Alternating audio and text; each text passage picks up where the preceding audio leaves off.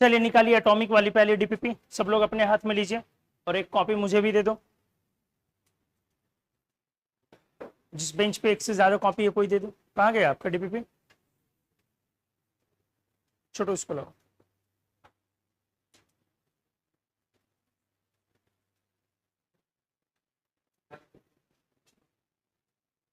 आपके पास है तो कैसे करो? कहाँ क्या किए, क्या डीपीपी? एब्सेंट थे तो फिर दोबारा लिया नहीं? तुम लोग यार लापरवाह हो, पढ़ने की नियत ही नहीं है। ऐसे थोड़ी होता। ड्रॉपर बैच में बैठ करके अब फाउंडेशन के बच्चों से ज्यादा लापरवाह रहोगे। इतनी लापरवाही क्यों रखते हो भाई? तुम्हारी डीपीपी कहाँ? तुम्हारी क्यों? एब्सेंट थे तो डीपीपी लिया क्यों नहीं फिर?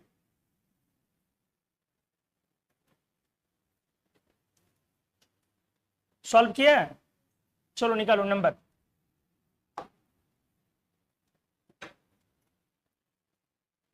बताओ, पहले मैं आंसर बोल दूं क्या? पहले आंसर बोलना होगा ना। चलो आंसर लिखो जल्दी से।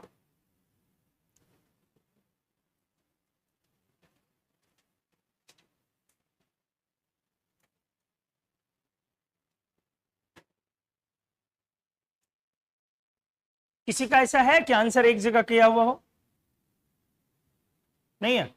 ठीक है, डीपीपी पे नीचे लिखोगे आंसर हमेशा। ये वाला जो सेक्शन होता है आंसर हमेशा, जैसे 1 to 14 यहां तक है तो 14 तक का आंसर इसमें लिखो। ये आदत डाला करो, टिक नहीं करना डीपीपी पे, टिक नहीं, फिर आगे रिवाइज नहीं हो पाएगा आपका कभी। इसी डीपीपी के अच्छे क्वेश्चन ना बाद में रिवाइज करोगे जी। क्या आंसर बेटा ठीक आज कर दिए, आगे से टिक नहीं किया करो। आपका दोस्त कहाँ?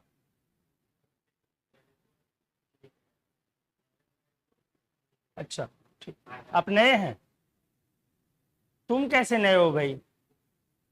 तुम तो अब किसी के दामाद बनने वाले हो, तुम अभी भी कह रहे हो कि नए हैं। आप भी नए हैं छोटू? पीछे आप भी? आज बोर्ड मॉडल की डिस्कशन है अभी, तो थोड़ी सी दिक्कत होगी, अगर पढ़ा होगा आपने तो दिक्कत नहीं होगी। चलो 1C 2A 3A 4D Delhi 5B Bombay 6C 7C 8B Bombay 9D Delhi 10B Bombay 11D Delhi 12D Delhi 13B Bombay 14C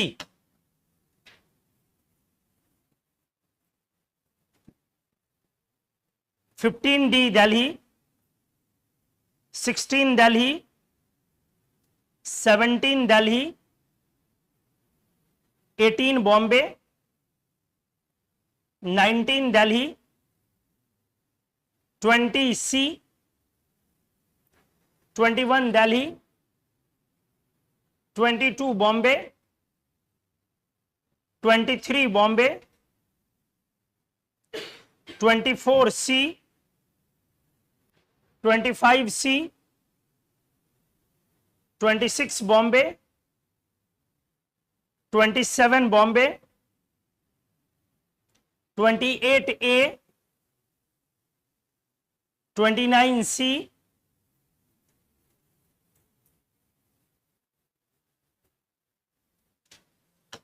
30A 31 Bombay 32 Delhi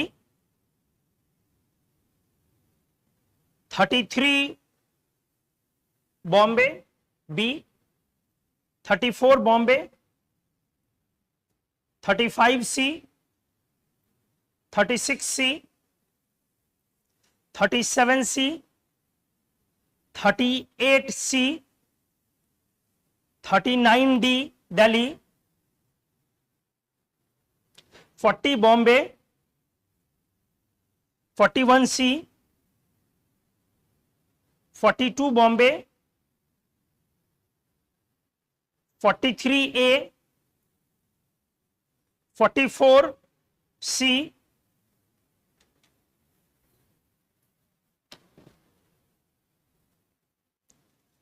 45A, 46D, Delhi, 47A, 48ABC, 48ABC, 49ACD, ACD, 50ABCD,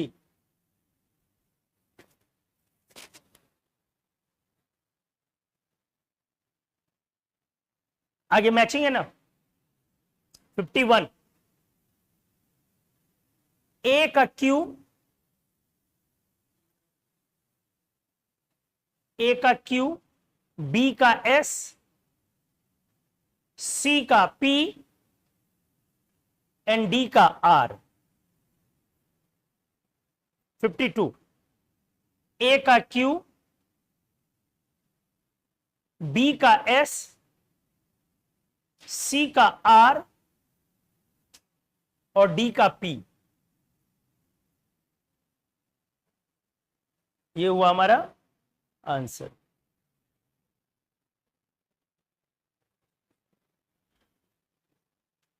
अब आया जाए मुद्दे पर, मतलब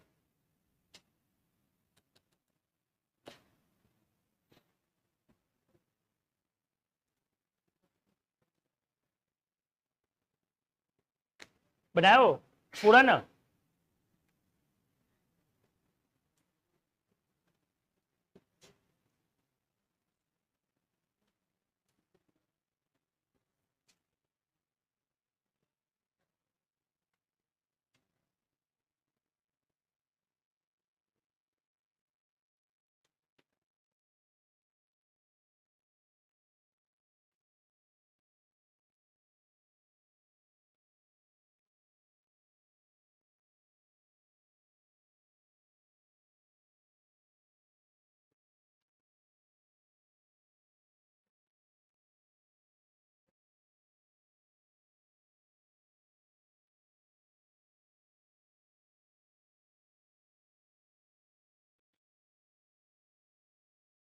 चलिए क्वेश्चन नंबर 1 to 5 में देखा जाए, कहीं किन्हीं को डाउट निकल रहा है क्या?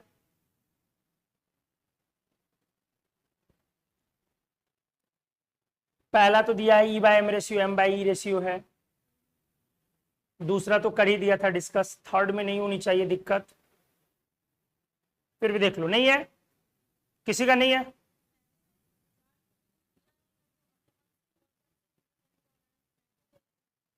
आप पहले वाले में बोल रहे हो कि चार्ज नहीं दिया हुआ तो खुद से ही हम क्या ले ले, ई ले या 2E ले? डेफिनेटली अगर सिर्फ लिखा है mass to charge ratio for a cation is this, what is the mass of this atom, तो चार्ज के बारे में हिंट नहीं है, इसका मतलब मेरा 1+ मुझे ले लेना। ठीक है, चलिए 6 to 10 में आ जाओ।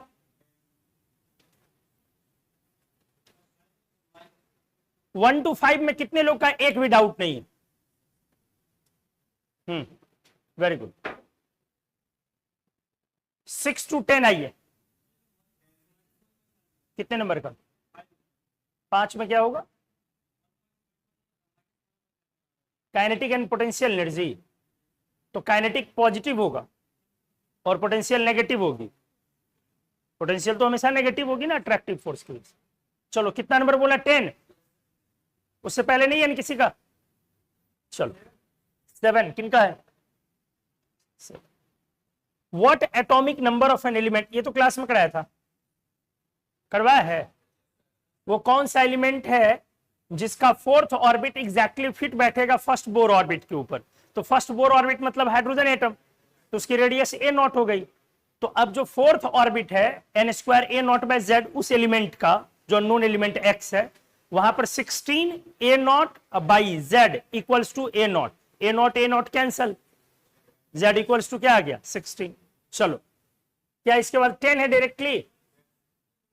बीच में भी है छोटू तुम बनाए हो? हाँ पूरा, गुड। नहीं है ना? 10 पे आ जाओ। Which state of beryllium 3 plus has the same orbit radius as that of ground state of hydrogen atom? तो फिर तो सेम क्वेश्चन हो गया ना यार, सेम तो हो गया। बेरिलियम 3 प्लस इस बार Z3 है और इसकी पूछ रही है कौन सी स्टेट, तो पहले सेल नंबर निकाल लो। अब इसकी ग्राउंड स्टेट हाइड्रोजन एटम, तो n square a naught by z किया इक्वल्स टू इस बार क्या हो गया, ग्राउंड स्टेट हाइड्रोजन एटम में रेडियस a नॉट, तो इस बार क्या हो गया मेरा, क्या जाएगा, कहां 4 जाएगा,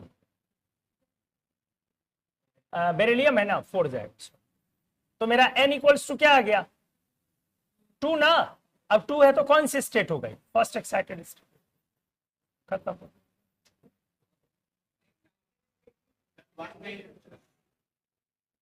तो नहीं पूछा है, हाँ वही तो पूछा है, विच स्टेट, तो आंसर क्या होना चाहिए, फर्स्ट। ऑप्शन नहीं है, तब लास्ट में हम क्या सॉल्व कर लेंगे, 2।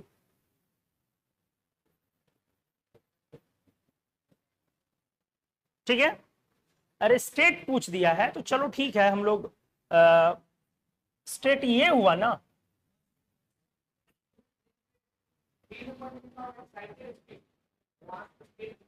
स्टेट लिखा है ना, तो हमने क्या लिखा है स्टेट के पहले, तो अगर ऑप्शन रहे फर्स्ट एक्साइटेड स्टेट और ऑप्शन रहे n इक्वल्स टू 2 दोनों, तो किसको टिक करोगे पहले, ये क्लियर करो, बात खत्म है।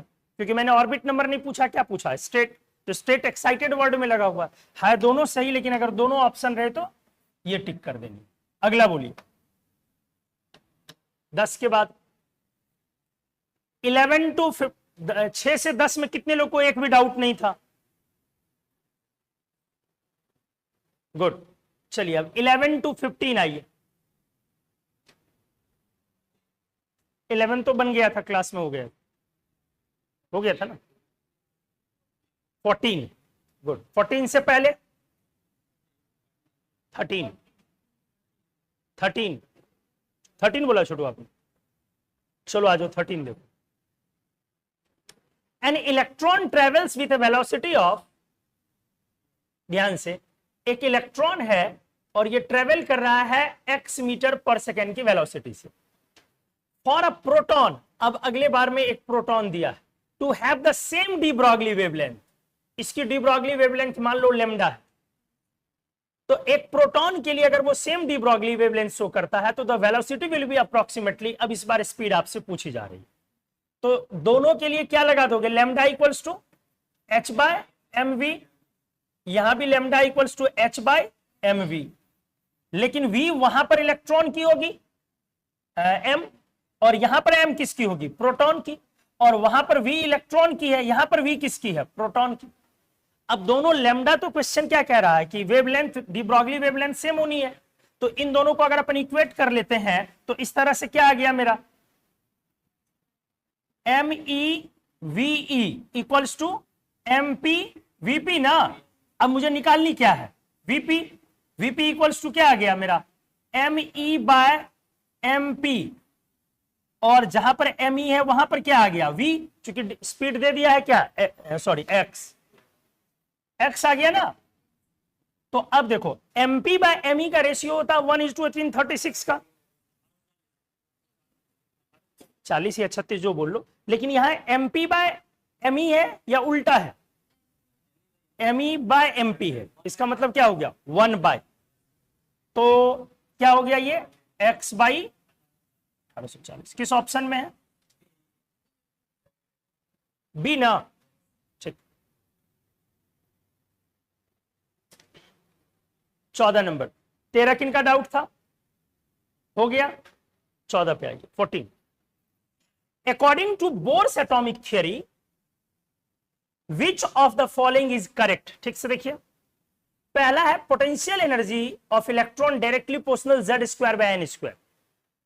तो बहुत सिंपल सी बात है, पोटेंशियल एनर्जी और टोटल एनर्जी में रिलेशनशिप क्या है, Pt का, तो P इक्वल्स टू 2T, तो सिर्फ 2 गुना हो रहा है ना, तो इक्वेशन तो जो T का है वही इक्वेशन किसका रह जाएगा, P का, तो T के इक्वेशन में क्या है -13.6 z square by n square, तो यहां भी क्या रह जाएगा z square by n square. अभी रुको, तो ए ऑप्शन लग रहा है करेक्ट, करेक्ट लग रहा है, लेकिन एक पॉइंट है वहां माइनस भी लगा हुआ, तो कहीं ऐसा तो नहीं कि मैथमेटिकल वैल्यू की बात कर रहा हो, तो आगे के ऑप्शन से ये पता चलेगा। इसीलिए ये बात हमेशा नीट वाले लोग खास करके ध्यान रखें, जल्दबाजी में पहला ऑप्शन उनका आता तो वो नीचे नहीं पढ़ते। मुझे नहीं पता आगे क्या, लेकिन मन में एक डाउट आ रहा, और शायद है भी कुछ गड़बड़ी कि नहीं है, पता नहीं है गड़बड़ी। The product of velocity of electron and principal, the product of velocity of electron u z by n, तो यू जेड बाई एन का क्या किससे कह रहा है, प्रिंसिपल क्वांटम नंबर एन से अगर मैंने प्रोडक्ट ले लिया तो एन रहेगा कि कैंसिल हो जाएगी, ये कह रहा है डायरेक्टली प्रोपोर्शनल जेड स्क्वायर। सही है कि गलत, बी ऑप्शन गलत। अब सी में आ जाओ, frequency of revolution of electron in n orbit, frequency of revolution, frequency क्या थी, directly proportional z square by n cube, तो फ्रीक्वेंसी डायरेक्टली प्रोपोर्शनल में सही है। चलो कूलम्बिक फोर्स ऑफ अट्रैक्शन, तो कैसे तुरंत इक्वेट कर लिया था हमने कूलम्बिक फोर्स ऑफ अट्रैक्शन को, F C equals to k Q1 Q2 Z square by r square और equals to mv square by, आराम से देख लो, ये थोड़ा समय बना दे रहा हूं, इसी ऑप्शन में थोड़ा दम है, 14 का सी।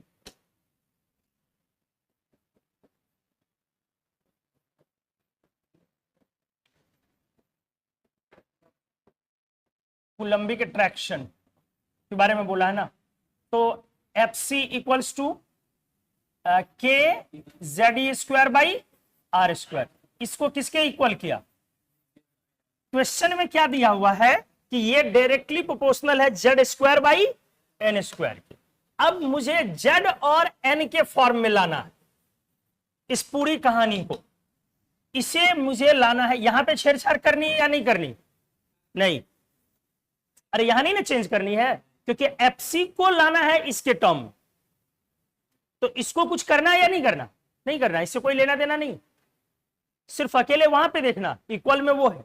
तो आ जाओ, प्रोपोर्शन में लाना है, कांस्टेंट ले लिया मास v, v को क्या लिखते हो u z बाई एन, तो z स्क्वायर अब बाई एन स्क्वायर आया ना जी, बोलो, और r को क्या लिखते हो n square a naught by z, गया ना, बाकी कांस्टेंट्स के कारण प्रोपोर्शन ले लिए, तो डायरेक्टली प्रोपोर्शनल क्या हो गया z cube by n to the power 4, z cube by n to the power 4, दिया हुआ क्या था z square by n square. सही है कि गलत, समझ में आ गया।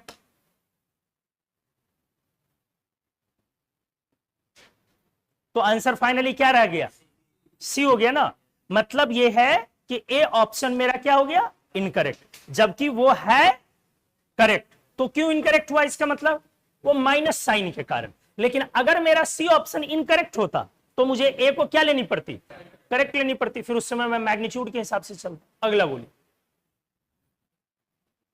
1 to 14 में 15 तक में नहीं है और कुछ,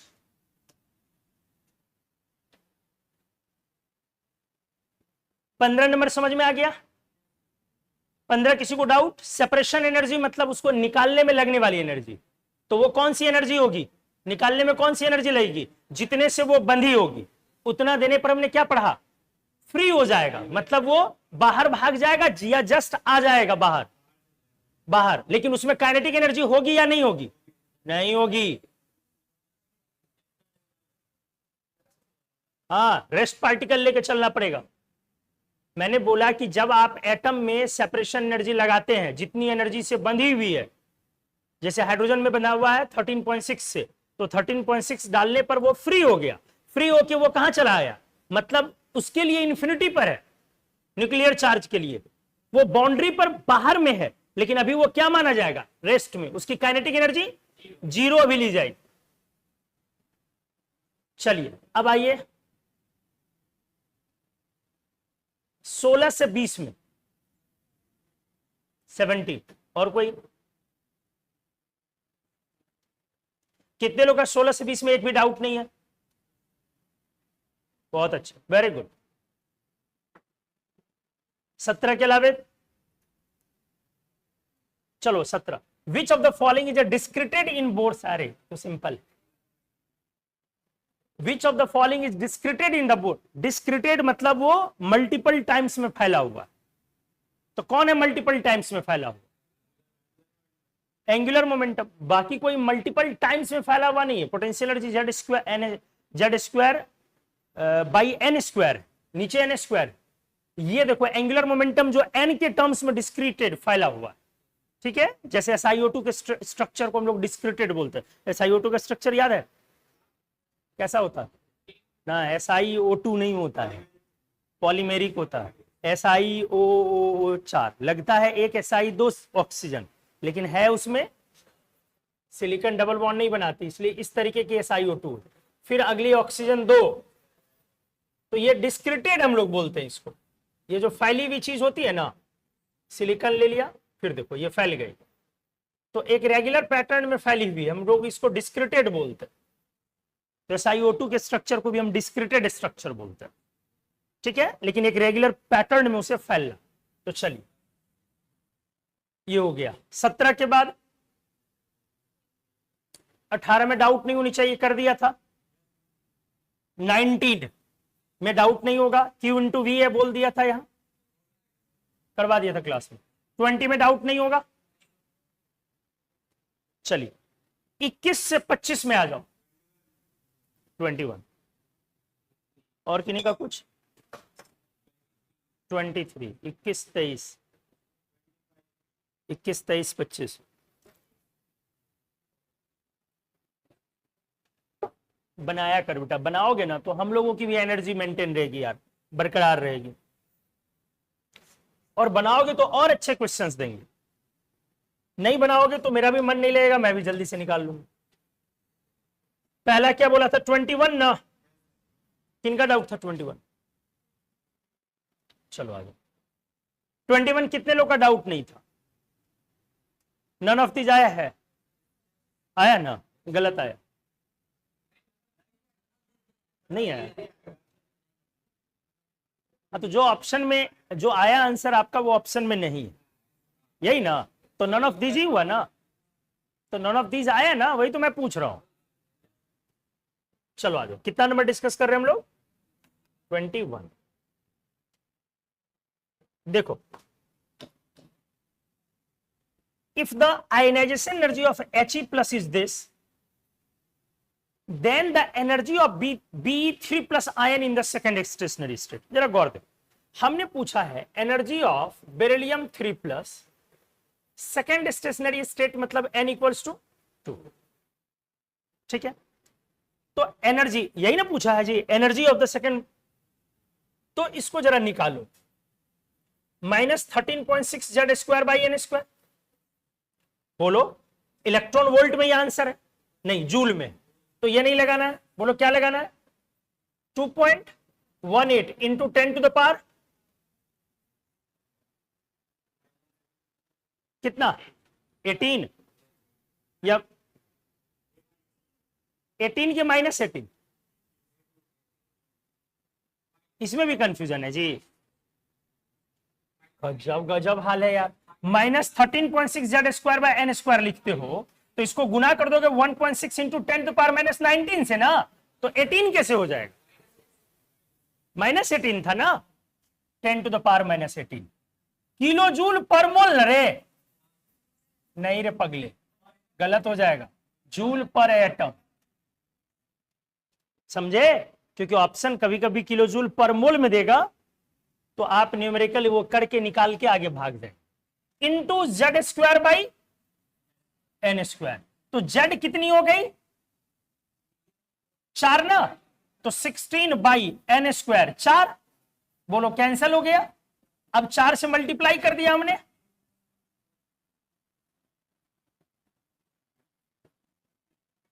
यही आया ना? अरे यही ना आया, into 10 to the power joule, joule में ही आंसर है। अरे बोलो ठीक, क्या ये ऑप्शन है? तो आंसर क्या बनाया? डी। अब इसमें प्रॉब्लम नहीं है। प्रॉब्लम क्या, देखो मैं क्या बता रहा हूं, ऊपर में लिखा है if the ionisation energy of He plus is this, if the ionisation energy of He plus is this, तब आपको ये निकालना। जरा ध्यान से सुनो। अब एक बार जो दिया है मैं उसको चेक कर लेता हूं, नहीं समझे? Checking the given data. तो मुझे He+1 इलेक्ट्रॉन सिस्टम है, बोर एटम हो गया। अब इसका ऑर्बिट नंबर 1 लेनी होगी, क्योंकि आयनाइजेशन एनर्जी सिंपली लिखा है, एक ही इलेक्ट्रॉन है तो ग्राउंड स्टेट लेनी होगी ना। और Z कितनी लेनी है छोटू? Z इक्वल्स टू कितनी लेनी है? 2। ध्यान सुनिए, तो एनर्जी मेरी क्या आ जाएगी? आयोनाइजेशन एनर्जी क्या आ जाएगी? प्लस, माइनस को प्लस में कर दिया ना, क्योंकि जो एनर्जी से बंधी है उतनी एनर्जी देनी होगी। 2.18 into 10 to the power -18 into Z square. Z कितनी है? 2, तो 2 स्क्वायर बाई n स्क्वायर, यही ना। चलो मल्टीप्लाई कर दो, कितना आ गया? सेम ना, plus 8.72 10 to the power -18 joule. क्या मेरा ये गिवन वैल्यू है? क्या गिवन वैल्यू है? Different from given. अब कुछ समझ में आया मैंने क्या बोला, मेरा क्या कहना था? इसका मतलब है ऊपर वाला जो हमने निकाला है वो गलत निकाला है।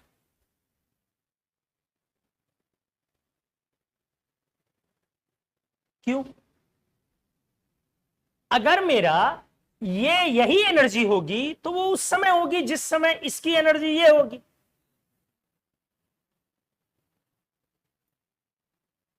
सेम एनर्जी है दोनों की। कुछ समझ में आया? दोनों की एनर्जी क्या है? तो अगर मैंने चेंज किया है ऊपर वाले को तो नीचे वाला वही रहेगा क्या? चेंज होगा। क्यों? इसका मतलब है मैंने फॉर्मूला में कुछ चेंज कर दिया। कुछ आया समझ में? अगर आपको सिंपली ये बोला गया a स्क्वायर इक्वल्स टू 16, तो आप a का मान 4 समझ रहे हैं ना। लेकिन लिख दिया गया है कि a स्क्वायर में a स्क्वायर की वैल्यू 16 है, लेकिन a की वैल्यू 3.5। समझिए बात को। अगर इफ करके दे दिया, इसका मतलब क्या हुआ कि आगे जब भी मैं इस क्वेश्चन को बनाऊंगा तो एक चीज इग्नोर करनी है, क्या? कि a और a को 2 बार गुना करने से a स्क्वायर आ जाएगा। कुछ समझ में आया? क्योंकि हमने वैल्यू को क्या कर दिया? चेंज। इसका मतलब ऑपरेशन मैंने बदल दिया, फॉर्मूला मैंने बदल दिया। तो मेरा जो फॉर्मूला रहा होगा -13.6 Z square by n square, वो फॉर्मूला चेंज हो गया। अब क्या चेंज हुआ ये तो नहीं पता है। तो जब फॉर्मूला चेंज हो जाए तो ऐसे केस में क्या करते हैं हम लोग? रेशियो ले लेते। क्या करते हैं? रेशियो ले लेते। समझ गए? तो जो फॉर्मूला पहले का होगा ऑटोमेटिकली पैटर्न दूसरे का वो पकड़ लेगा, आपको कहीं कोई दिक्कत नहीं होगी।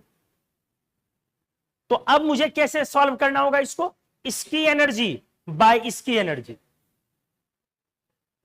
और उससे जब रेशियो लेंगे तब मेरा वैल्यू डिफरेंट निकलेगा। और क्या निकलेगी वो वैल्यू? अनुमान है? सेम निकल जाएगी जो दी हुई है, डिफरेंट वाली, ये वाली निकल जाएगी, सेम निकल जाएगी ये जब आप रेशियो लेंगे तो। इसीलिए आंसर नन ऑफ दीज है। लेकिन नन ऑफ दीज में कौन वाला नन ऑफ दीज है? 8.72 नहीं है, कौन सी है? 19.6। और ऐसे भी सोचना चाहिए ये दोनों क्या है? सेम। तो अगर इफ लग गया तो वो भी क्या आ जाएगा? सेम। समझ गए अच्छे से? क्लियर हो गया? इसलिए इस क्वेश्चन का सही आंसर क्या हो जाएगा? 19.6 इंटू 10 टू द पावर -18, यही रह जाएगा। चलिए इसके बाद आ जाइए। कितने लोग रेशियो लिए थे? कोई लिए थे रेशियो? क्या सोच के लिए थे?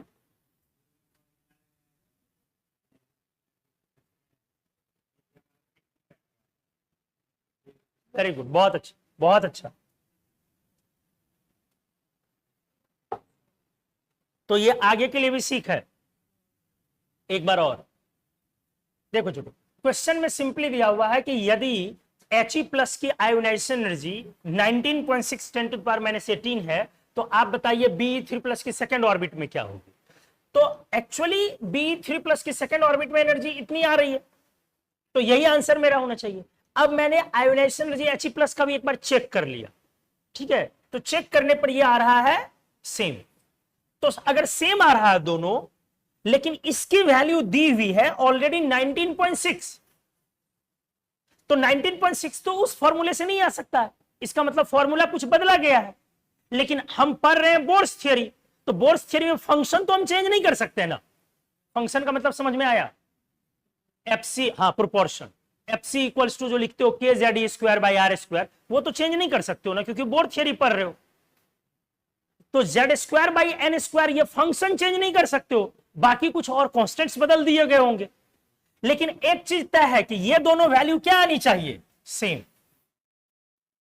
क्या आनी चाहिए, ये तय है। तो अगर इसके वैल्यू को हमने बदल दिया, तो इसका मतलब इसकी वैल्यू भी अपने आप बदल जाएगी। तो अगर ऑप्शन में 19.6 भी रहता और नन ऑफ दिस भी रहता, तो आंसर क्या होता, 19.6।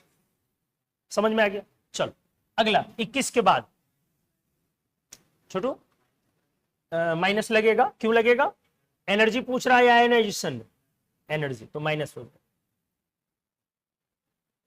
चलिए 21 के बाद क्या बोला था,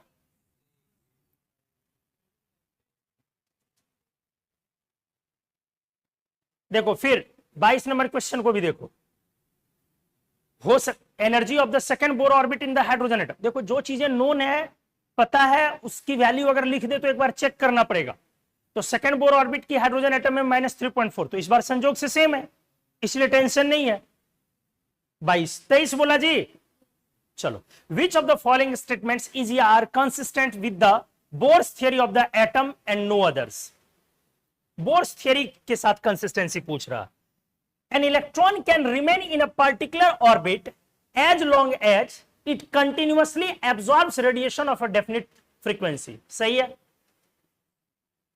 क्या कह रहा है, कंसिस्टेंट पूछ रहा, कौन सही है। एक इलेक्ट्रॉन किसी ऑर्बिट में तब तक रहेगा जब तक कि as long as it continuously absorb radiation of a definite frequency. सही तो है, एक डेफिनिट फ्रीक्वेंसी की ना वो एनर्जी लेगा, तभी ना एक्साइट कर सकता है। तो क्या कह रहा है कि इलेक्ट्रॉन एक ऑर्बिट में तब तक रहेगा जब तक कि वो एक डेफिनिट फ्रीक्वेंसी की एनर्जी एब्जॉर्ब ना कर ले, करने के बाद वो आगे चला जाएगा। दो ऑप्शन होते हैं, या तो एब्जॉर्ब या इमिट। इमिट करने की बात ही नहीं हो सकती क्योंकि अपने आप की बात हो रही है, ठीक है। तो 1 हो गया आंसर, क्योंकि करेक्ट पूछ रहा। Second, the lowest orbits are those closest to the nucleus, lowest energy orbits. तो आगे जाने पे एनर्जी बढ़ती है ना, तो वो भी सही है। थर्ड में all electrons can jump from K shell, K shell मतलब, के सेल का मतलब फर्स्ट सेल। तो all electrons can jump from K shell, first shell से जंप करेगा to the M shell, KLM। Third में ना जी, बाय इमिटिंग रेडिएशन, गलत है, एब्जॉर्ब करेगा। तो हमारा आंसर 1 एंड 2 बन जाएगा।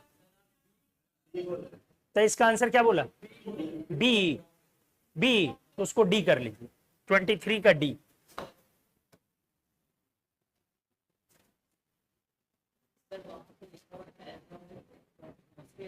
एक मिनट रुक जाओ, हाँ डी नहीं होगा, बी होगा। कंटिन्यूअसली लगा हुआ।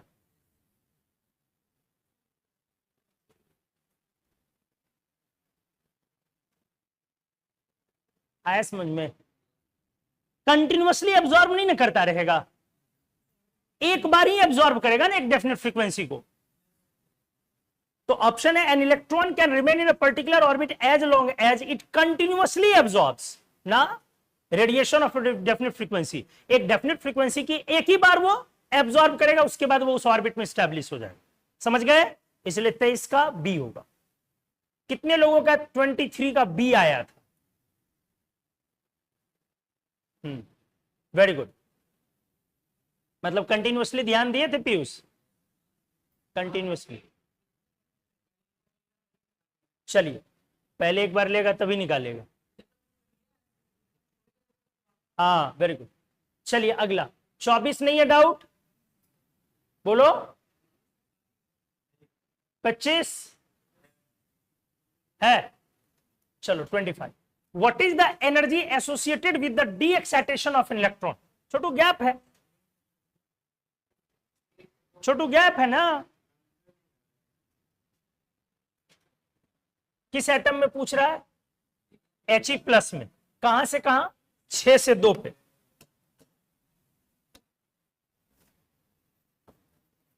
He प्लस में इलेक्ट्रॉन छठे ऑर्बिट से किस में गया? एक्साइटेशन या डी एक्साइटेशन?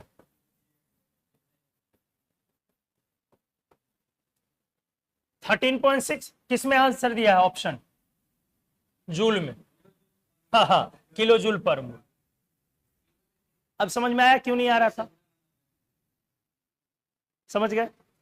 तो अच्छा बता दो, किसी को याद है 1 इलेक्ट्रॉन वोल्ट पर एटम को जब जूल में कन्वर्ट करते हो, जूल में, तो इलेक्ट्रॉन के चार्ज से मल्टीप्लाई किया 1.6 into 10 to the power -19 joule पर एटम।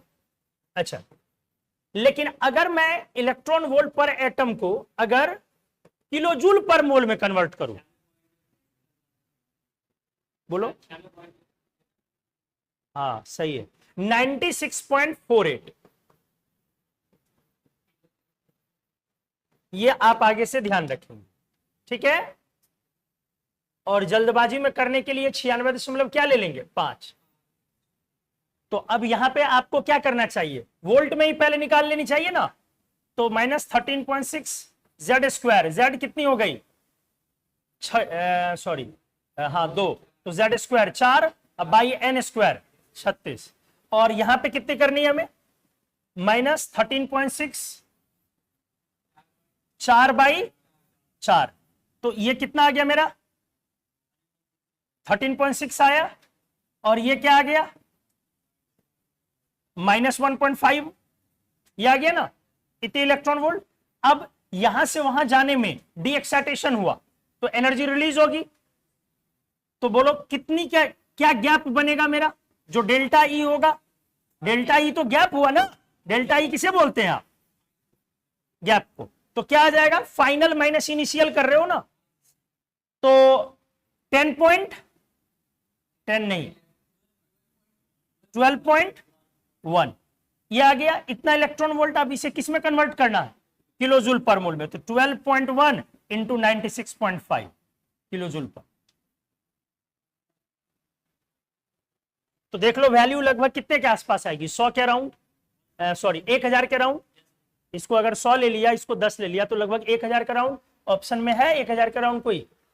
हाँ है, सब 1000 में ही है, तो थोड़ा प्रिसाइज करना पड़ेगा। आगे आंसर। चलो अगला 25 हो गया ना। नेक्स्ट 26 से 30। कितने लोग का 25 तक में कोई डाउट नहीं था? 21 से 25 में एक भी डाउट नहीं, एक भी नहीं था, ठीक है। 26 टू 30 में आइए अच्छे से। 26 है, किनका डाउट है? 26 गुड। पहले 26 देख लेते हैं।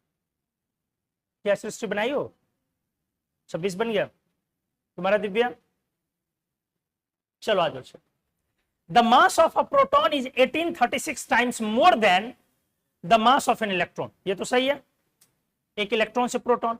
यदि एक सब एटॉमिक पार्टिकल है of mass m dash 207 times the mass of electron is captured by the nucleus, then the first ionization potential of hydrogen। ठीक से देखिए,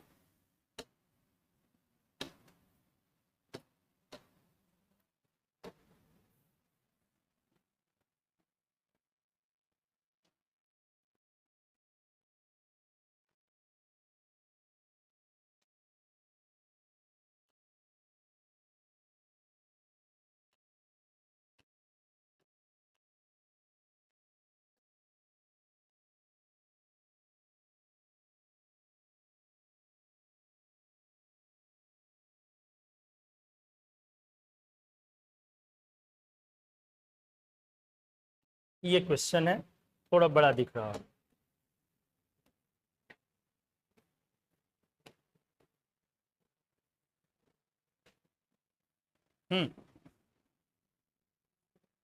एक प्रोटॉन का मास सही है, कह रहा है कि यदि एक सब एटॉमिक पार्टिकल, कोई एक सब एटॉमिक पार्टिकल है, नहीं पता है कुछ भी, सब एटॉमिक पार्टिकल है, मान लो म्यू लिख दिया, ऑफ मास। अब इसके मास के बारे में लिखा है 207 times of mass of electron. ये कैप्चर कर लिया गया है बाय द न्यूक्लियस।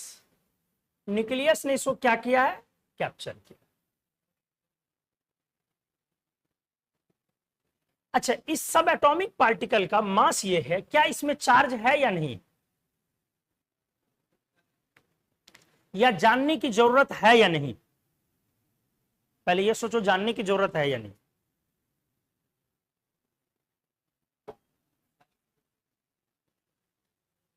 जानने की जरूरत है या नहीं? नहीं। लेकिन चार्ज है या नहीं? हो सकता है। क्यों हो सकता है? क्योंकि न्यूक्लियस कई बार इलेक्ट्रॉन को भी तो कैप्चर करता है।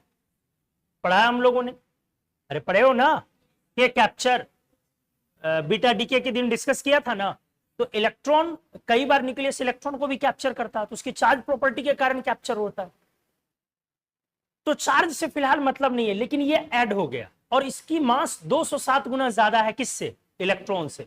तो अब आपसे पूछ रहा है, यदि ये सारे सिचुएशन है तो आप मुझे ये बताइए कि फर्स्ट आयनेशन पोटेंशियल हाइड्रोजन की क्या होगी? घट जाएगी, बढ़ जाएगी, सेम रहेगी, या कुड बी एनीथिंग?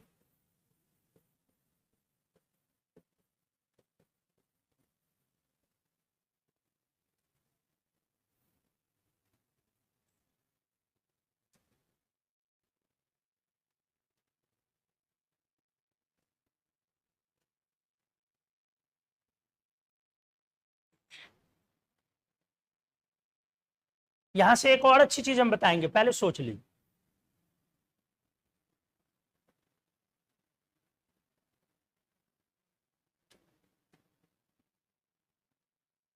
मतलब सिंपली न्यूक्लियस ने कोई ऐसा पार्टिकल एब्जॉर्ब कर लिया है जो इलेक्ट्रॉन से 207 गुना भारी है। ऐसे पार्टिकल्स हैं जैसे म्यूऑन होता है, म्यूऑन इलेक्ट्रॉन से अप्रोक्सीमेटली यही 200 गुना के अराउंड हैवी होता है। तो खैर अभी जाना नहीं है उस पर, मतलब नहीं है उससे नाम से। अब पूछ रहा है कि अगर ऐसा हुआ है तो हाइड्रोजन एटम में आप बताएं कि उसकी ionization potential, first ionization potential बढ़ेगी या नहीं बढ़ेगी, कांस्टेंट रहेगी, बढ़ेगी या घटेगी?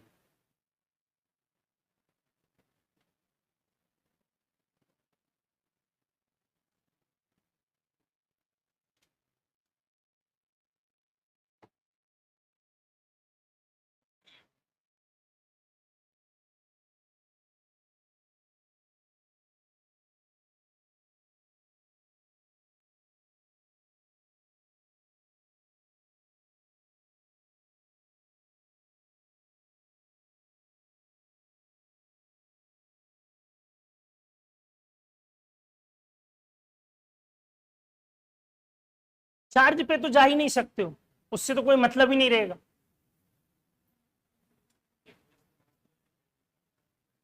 फिर से बोलो। आपका कहना न्यूक्लियस मास पे भी डिपेंड नहीं करता, मतलब दिल बार बार कह रहा होगा जीएमएम बाय आर स्क्वायर की तरफ जा सकते हैं, लेकिन वो तो फॉर्मूला लगा नहीं सकते हैं। यही कहना चाह रहे हो ना?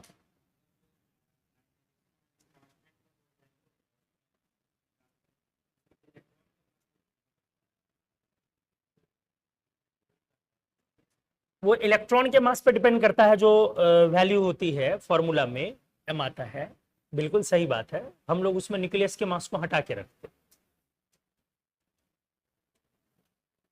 क्यों हटा के रखते, कभी सोचो?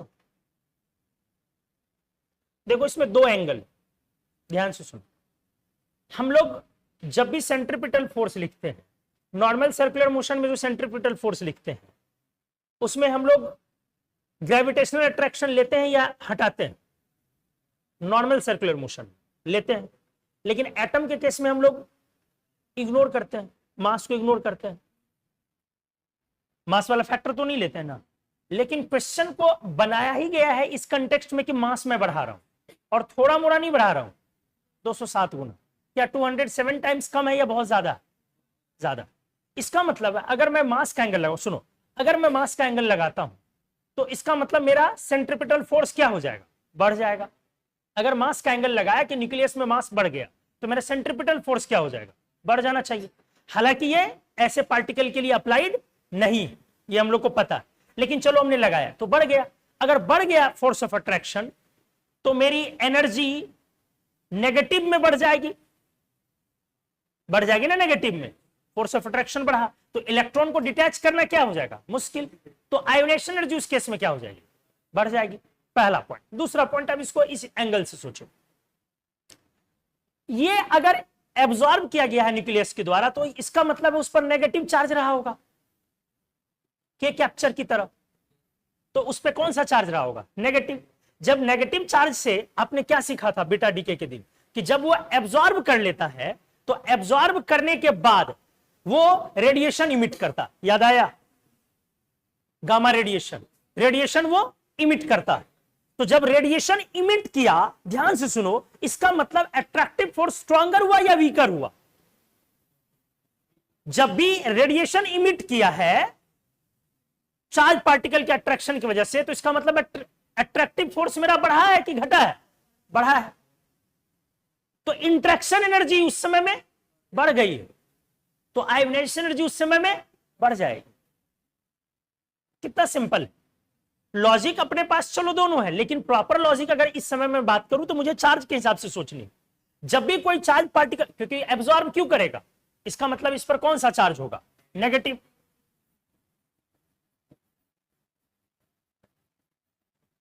और अगर ये नेगेटिवली चार्ज होगा तो हमारा upon capture emission of energy होगी, रेडिएशन इमिट करेगा ना।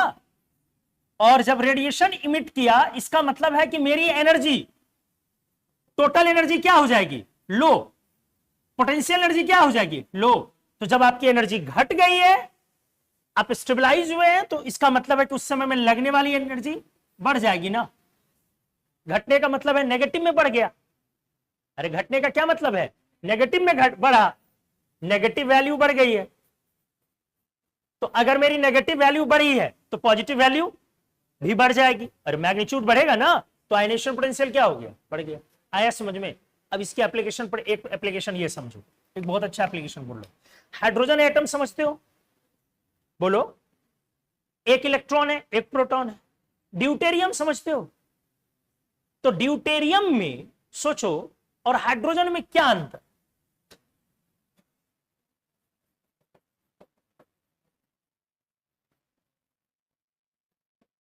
दोनों तो हाइड्रोजन ही है ना जी, H11 H12, तो क्या यहां पे बोलो दोनों तो वही है ना। अब अगर दोनों वही है तो इसकी आयोनाइजेशन पोटेंशियल कितनी है, 13.6 है ना, तो इसकी आयोनाइजेशन पोटेंशियल कितनी होगी, 13.6 ही। सोचो,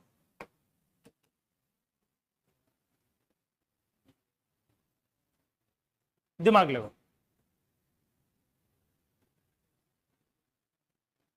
क्यों, यहां पे ऑर्बिट में एक ही इलेक्ट्रॉन है और यहां पे एक प्रोटॉन है सिर्फ, लेकिन इस केस में ऑर्बिट में इलेक्ट्रॉन तो एक ही है, लेकिन यहां पर एक प्रोटॉन के साथ एक न्यूट्रॉन।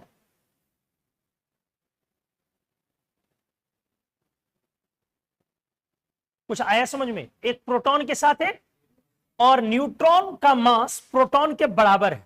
इसका मतलब है एक बार फिर वही घटना होगी, फोर्स ऑफ अट्रैक्शन वहां पर क्या होगा, ज्यादा हो जाएगा, तो उसकी आयोनाइजेशन एनर्जी 30.6 नहीं रहेगी, मोर देन 13.6 हो जाएगी।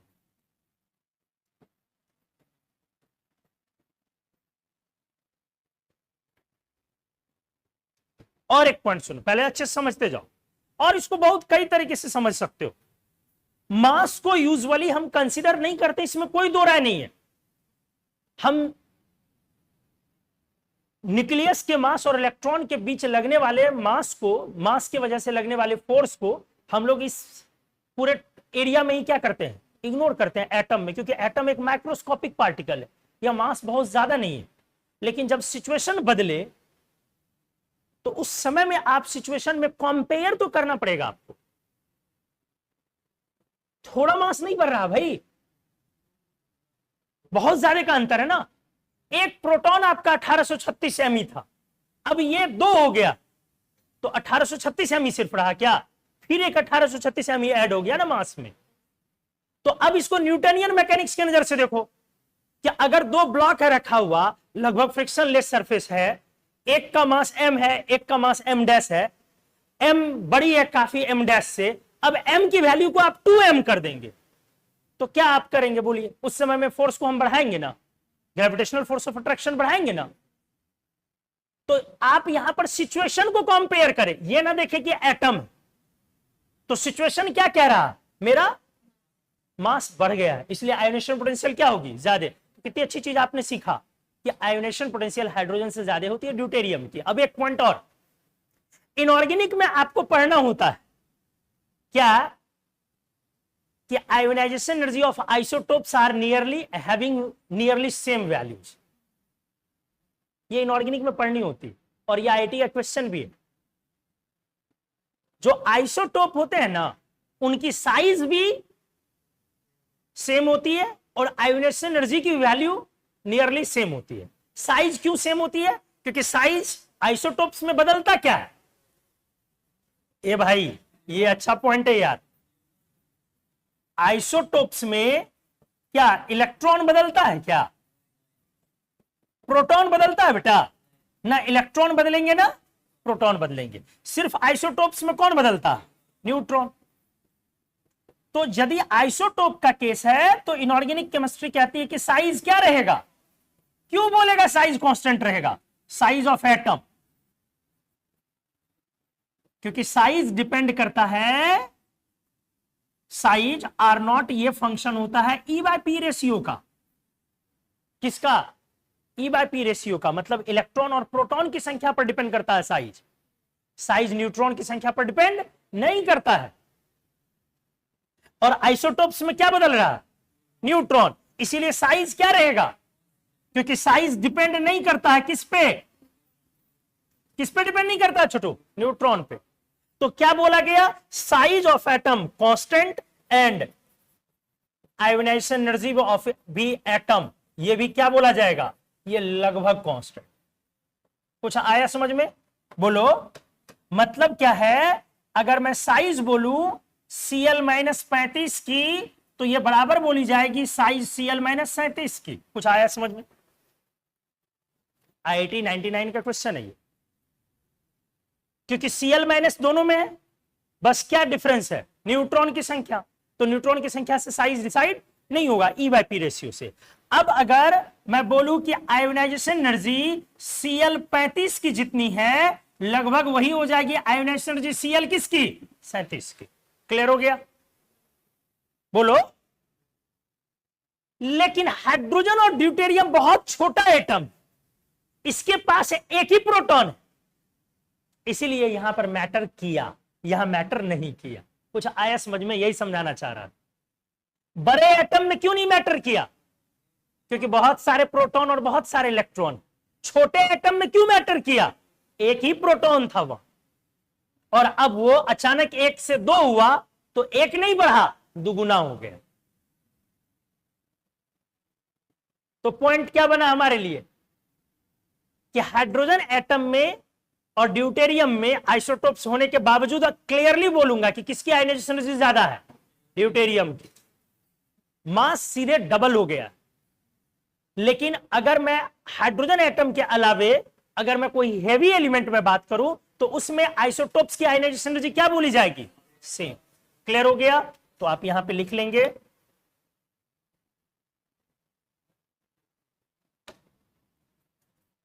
But for H11 versus H12, यहां पे क्या बोलोगे, आयोनेशन पोटेंशियल किसकी ज्यादा है, बोलो, H से ज्यादा है किसकी, D की। आया समझ में वो पिछला वाला, ये क्लियर हो गया ना। चलो, मैंने इसको दोनों नजर से, मास की नजर से भी बताया और रेडिएशन जब इमिट करेगा, क्योंकि आपने पढ़ा है कि जब भी के कैप्चर होता है तो रेडिएशन इमिट होती है। चलिए, कितना नंबर था ये, 26। अब आ जाओ 27 डाउट, नहीं, नहीं ना, सिंपल है। 28,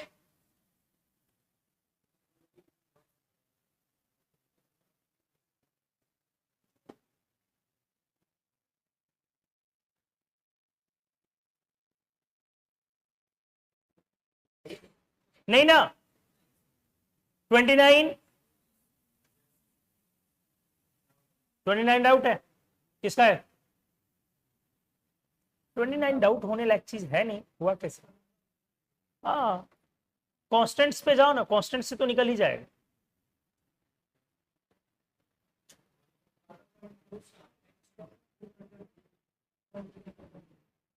उसको कन्वर्ट कर ले सकते हो फॉर्मूले में, या तो फॉर्मूला याद रखो या फिर कन्वर्ट कर लो कॉन्स्टेंट्स। क्वेश्चन क्या है? डी ब्रॉगली वेवलेंथ, एक इलेक्ट्रॉन का accelerated by an electric field of v volt. v volt से हमने उसको एक्सेलरेट किया है इलेक्ट्रॉन को, तो डी ब्रॉगली वेवलेंथ पहले lambda equals to h by m v. Electron के लिए m लेना है, तो m को तो m के फॉर्म में छोड़ा है या नहीं छोड़ा है? देखो सारे ऑप्शन में m नहीं है, दो में m है, दो में m है। अब h बाय एम वी, देखिए ठीक से, lambda equals to h by m v. m किधर है? नीचे, इसीलिए बी ऑप्शन तो छट गया। अब मेरा बच रहा है ए सी डी। अब ये nm क्यों लिखा हुआ भाई? अच्छा, नैनोमीटर होगा, ठीक है। ओ,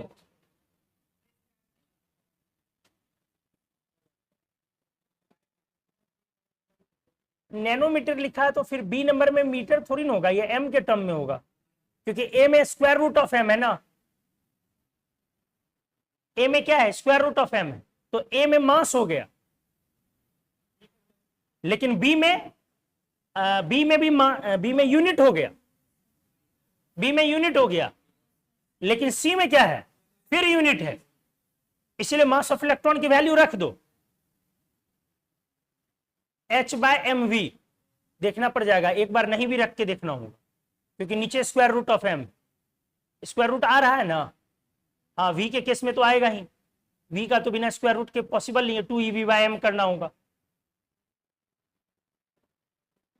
तो एनीवेज, अब डी ब्रॉगली वेवलेंथ पूछ रहा है, तो h की वैल्यू रख दी है आपने, m की वैल्यू रख दिया आपने।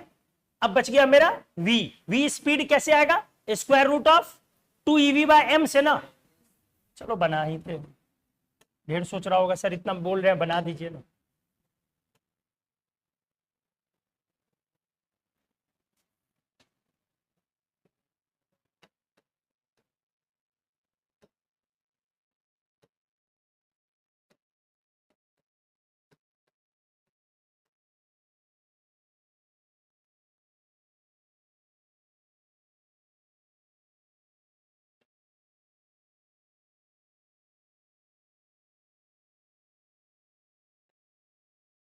किसी का आ गया कि नहीं आया है? आया है, किनका बन गया है? क्या रहा आंसर? क्या रहा? चलो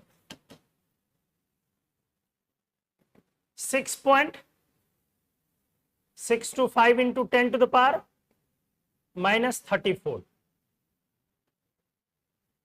ठीक है, जूल सेकेंड बाई m कितना है? 9.1 into 10 to the power -31 kilogram. ऐसा यूनिट यूज कर रहे हैं हम लोग, ये ध्यान रखना। अपने आप यूनिट मीटर ले लेगा, और यहां पर किलोग्राम ना, और इस v आएगा h बाय एम वी। तो kinetic energy half m v square equals to क्या लिखते हैं आप? q into v e v. तो यहां से स्पीड v इक्वल्स टू क्या आ जाती है? Square root of 2ev by m। ये आते हैं ना, ये तो याद रखने बोला हमने। तो स्क्वायर रूट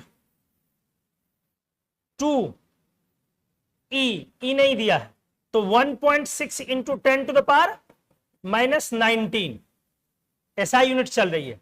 और वोल्ट, ई वी v रह जाएगा ना, अब बाई m, तो m किधर चले जाएगा ऊपर, तो square root of m e हो जाएगा। बोलो, तो square root of m e को कैंसिल कर देंगे हम, तो ये क्या आ जाएगा, square root of m e हो जाएगा कैंसिल होके, यही ना होगा जी। चलो बोलो, तो इक्वल्स टू, अब हमारा नीचे स्क्वायर रूट ऑफ एम में एक ऑप्शन है दिख रहा है, लेकिन उसमें v नहीं है, v तो होना मस्ट है। अरे v कहां जाएगा, v तो कैंसिल नहीं होगी, नहीं तो पोटेंशियल दी हुई। इसका मतलब है a गया तेल लेने, b भी गया, तो अब मेरा c और d ही ऑप्शन हो सकता है। अब ये क्लियर है कि v तो स्क्वायर रूट के अंदर रहेगा, ये तो बहुत क्लियर है ना जी। इसका मतलब मेरा एक और एक ऑप्शन सिर्फ क्या बच रहा है, 29 का c। बिना सॉल्व किए बना, थोड़ा सा दिमाग लगाओगे, क्योंकि ये जो मेरा लेमडा है ये आ रहा है inversely proportional to square root of v।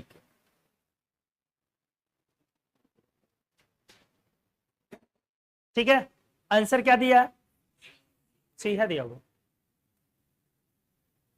तो कई बार पूरे कैलकुलेट करने की जरूरत नहीं पड़ती है, और ये तो हम लोग उसी पे शुरू से ही देख रहे थे कि स्क्वायर रूट ऑफ एम के नीचे जाएगा कि नहीं, v नीचे जाएगा कि ऊपर जाएगा।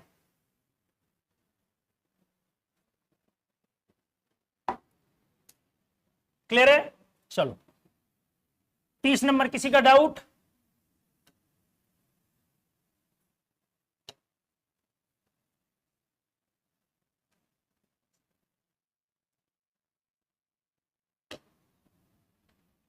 नहीं है ना, चलो आगे बढ़ो। 30 से 35 बताइए। अरे बहुत अच्छी डीपीपी है भाई, बहुत अच्छी डीपीपी। 30 से 35, 30 तो बताने लायक है नहीं, 31 भी नहीं है, 32 भी नहीं है, 33 किसी को डाउट है? है तो बोलोगी नहीं रे।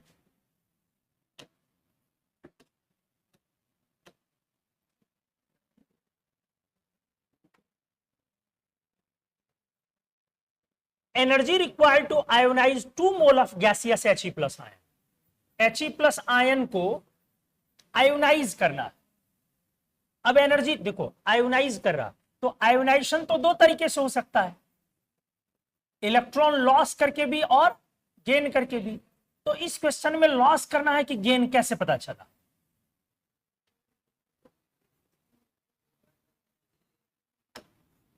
बोलो, क्योंकि दी हुई है एनर्जी रिक्वायर्ड, एनर्जी, इसीलिए गेन नहीं हो सकता। गेन में क्या होगा, एनर्जी रिलीज होगी। इलेक्ट्रॉन गेन करोगे तो एनर्जी क्या होगी, रिलीज। सोचो, दिमाग लगाओ, अगर आपने किसी m, ध्यान से, अगर कोई भी एलिमेंट x है, इस पर अगर प्लस है, तो जब भी आप इसको इलेक्ट्रॉन देंगे तो ये अट्रैक्ट करेगा ना जी। तो मेरा फोर्स ऑफ अट्रैक्शन अगर बढ़ रहा है, इसका मतलब ये कैसी प्रोसेस होगी, एक्सोथर्मिक। मतलब यहां पर एनर्जी क्या होगी, रिलीज्ड। ये कभी कंफ्यूजन नहीं रखेंगे, ये कई बार आपको ऐसे चीजों का सामना करना पड़ेगा, एटॉमिक में भी और इनऑर्गेनिक में भी। इसको मैं ऐसे बोल दूं इनऑर्गेनिक के नजरिए से, आपने सुना होगा इलेक्ट्रॉन गेन इंथैल्पी या एफिनिटी। इलेक्ट्रॉन एफिनिटी में होता बेसिकली क्या है कि इलेक्ट्रॉन एफिनिटी अगर आप एटम के लिए यूज करते हैं तो वो नेगेटिव भी हो सकता है, पॉजिटिव भी। सुना है आपने, जिन लोगों ने मेरे से पढ़ा होगा उनको पता भी होगा। 2A 2B की एफिनिटी पॉजिटिव होती थी, 2AN 2B की इनर्ट गैस की पॉजिटिव होती थी, नाइट्रोजन की स्लाइटली पॉजिटिव होती थी।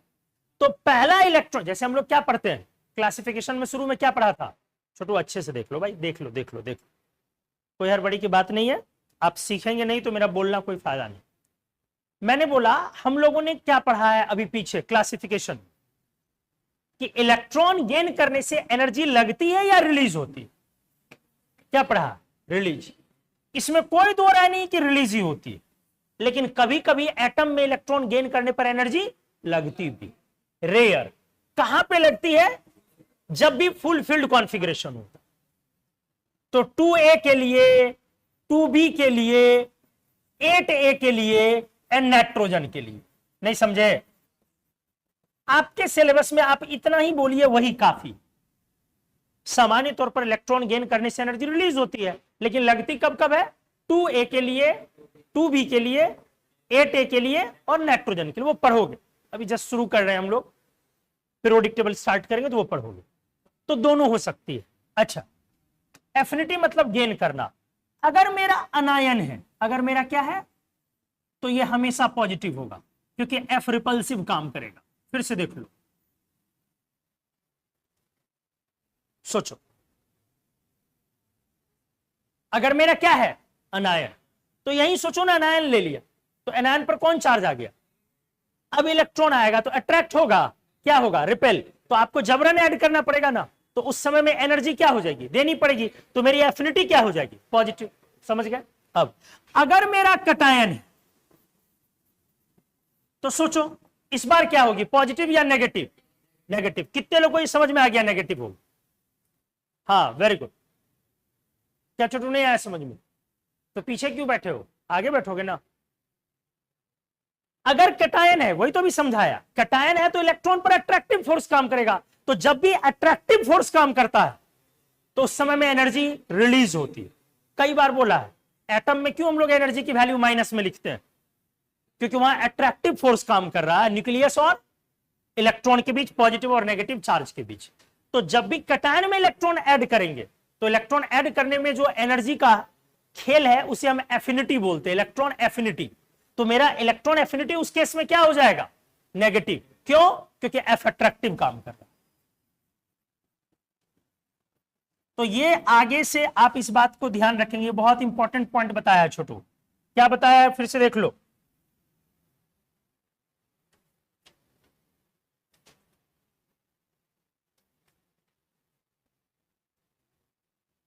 कैटायन जब भी ऐड करेगा तो एनर्जी रिलीज होगी। एटम में रिलीज भी हो सकती है, लग भी सकती है। ज्यादा क्या होगा? रिलीज। और एनायन जब भी इलेक्ट्रॉन रिसीव करेगा क्या होगा? एनायन जब भी इलेक्ट्रॉन रिसीव करने जा रहा है उस समय एनर्जी देनी पड़ेगी। क्यों जी? क्योंकि रिपल्सिव फोर्स काम कर रहा है। क्लियर हो गया? तो चलो 33 नंबर में अब वापस क्वेश्चन पे हम लोग आते हैं। क्वेश्चन बोला है कि He+ आयन में तो गेन होगा मेरा? नहीं हो सकता ना, क्योंकि रिक्वायर्ड लिखा। तो होगा क्या? सॉरी, हाँ, लॉस होगा इलेक्ट्रॉन का। तो इलेक्ट्रॉन लॉस किया आपने तो बनेगा क्या? He++। 1 इलेक्ट्रॉन सिस्टम है तो इसमें एनर्जी रिक्वायर्ड बोल रहा है, तो मेरी आयोनेशन पोटेंशियल कितनी हो जाएगी बोलो? 13.6 Z²। Z कितनी है? 2 स्क्वायर, अब बाई n²। n कितनी है? 1। तो 13.6 इंटू कितनी हो जाएगी? 4। 53 हो गया ना, 54.4 इतना आ गया। ध्यान से सुनो, ये जो आया है छोटू, ये किसके लिए आया है? तो मुझे किसमें कन्वर्ट करना पड़ेगा? मोल में। तो पहले इसको कन्वर्ट करो 54.4 को 96.5 से, क्योंकि मेरे ऑप्शंस किसमें दिए हुए हैं? कितना नंबर क्वेश्चन था? 30। अच्छा है, उसी में कोई दिक्कत नहीं है। तब 54.4 इलेक्ट्रॉन वोल्ट। अब 2 मोल के लिए है ना, ये कितने एटम के लिए था? 1। तो इनटू क्या हो जाएगा? 2n। यही ना मेरा रिक्वायर्ड हो जाएगा। क्या आंसर दिया है? 108.8। आंसर डी दिया ना। अगला आ जाइए। 34 तो नहीं होगा डाउट। 35, 35 किसी का डाउट?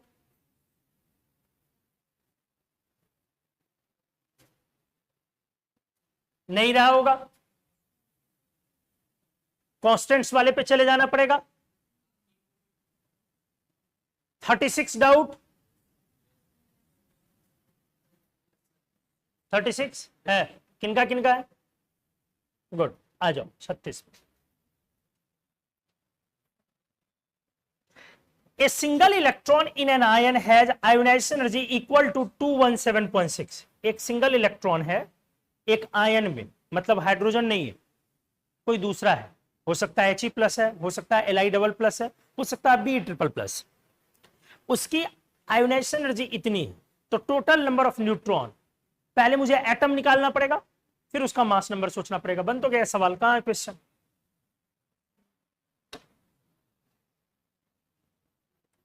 आयोनाइजेशन एनर्जी पोटेंशियल कितनी दी हुई है? प्लस कितना, 217 ना, पॉइंट ईवी है ना, ठीक है।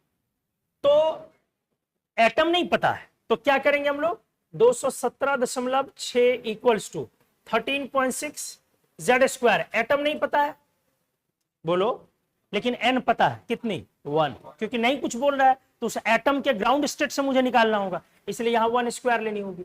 तो यहां से जेड स्क्वायर इक्वल्स टू क्या आ गया, 217.6 बाय 13.6, कितना आ रहा है ये डिवाइड करके, कितना,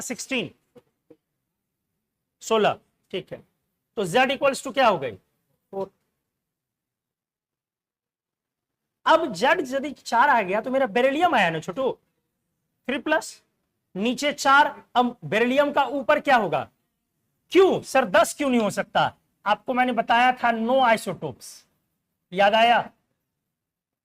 किनके आइसोटोप्स नहीं होते हैं? पहला एलिमेंट बेरिलियम ही था, दूसरा फ्लोरीन था, तीसरा सोडियम, चौथी कौन सी थी, एल्यूमिनियम। फिर क्या बताया था मैंने, बोला था मिनिमम ये याद रखें, इनके आइसोटोप्स नहीं होते हैं, बाकियों के होते हैं। भाई पढ़ाया हुआ एक एक चीज यूज हो सकता है, इसीलिए अब मेरा न्यूट्रॉन क्या हो गया फाइनली, 5। हो सकता है कि मैं ऑप्शन 6 भी डाल देता, हो सकता था कि मैं ऑप्शन 7 भी डालता, तो आपको नो आइसोटोप के कॉन्सेप्ट पे चले जाना पड़ेगा। अगला आ जाइए, 36 हो गया। 37 डाउट किसी का?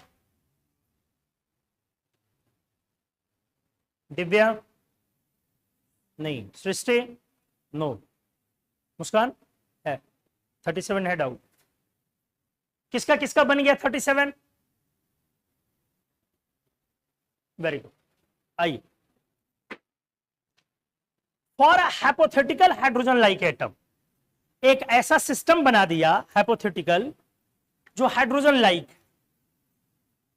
अब क्वेश्चन ये कह रहा आपसे, potential energy of the system जो दिया हुआ है, पोटेंशियल एनर्जी वो है -ke²/r³।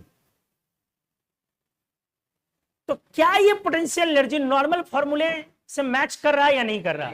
नहीं कर रहा, पढ़ाया था।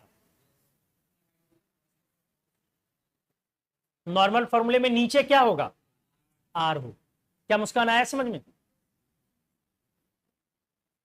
किनका डाउट था 37 नंबर? क्लियर हुआ? ये नॉर्मल फॉर्मूले से क्या है, अलग। फंक्शन चेंज हो गया, तो फंक्शन चेंज हुआ तो पूरा सिस्टम ही एनर्जी का बोर का क्या हो जाएगा, चेंज। कोई एनर्जी का फॉर्मूला वो नहीं रहने वाला, न स्पीड की फॉर्मूला रहने वाली, न रेडियस की। Where r is the distance between two particle, सही है। If Bohr's model of quantisation of angular momentum is applicable, बोला है एक फॉर्मूला लगा सकते हो, सिर्फ एक, कौन, mvr इक्वल्स टू nh/2 पर। तो आपसे पूछा जा रहा है कि वेलोसिटी क्या हो। क्लियर हो गया? तो क्वेश्चन को देखो ठीक से,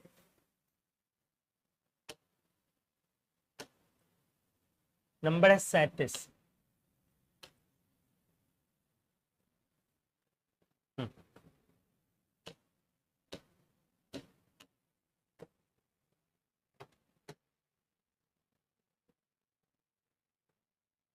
इसको थोड़ा छोटा पहले कर देते हैं, क्योंकि ऑप्शन आधा इधर आधा उधर। अरे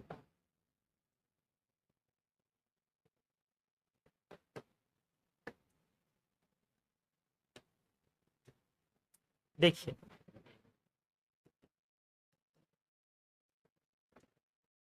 मेरा पूछ रहा है स्पीड।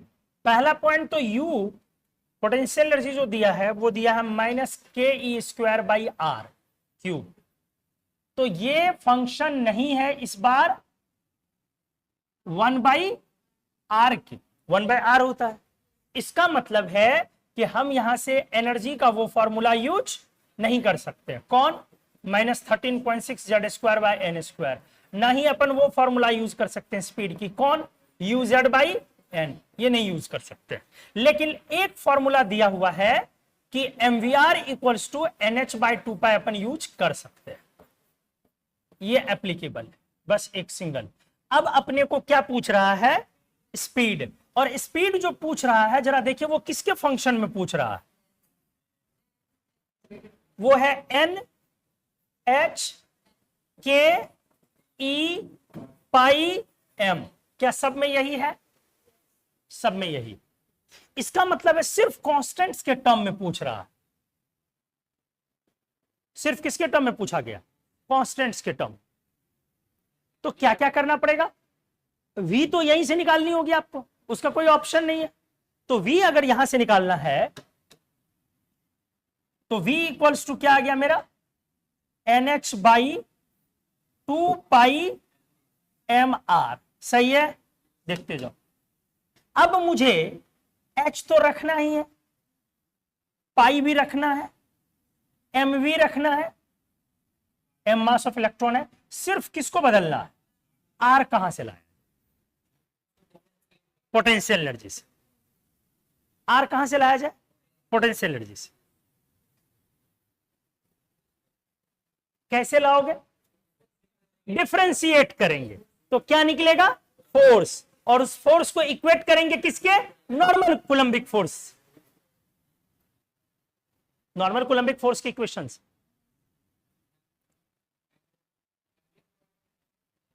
क्या? देख लेते हैं, वहां पहुंचने दो पहले। तो चलो अगला पॉइंट। अब आर के लिए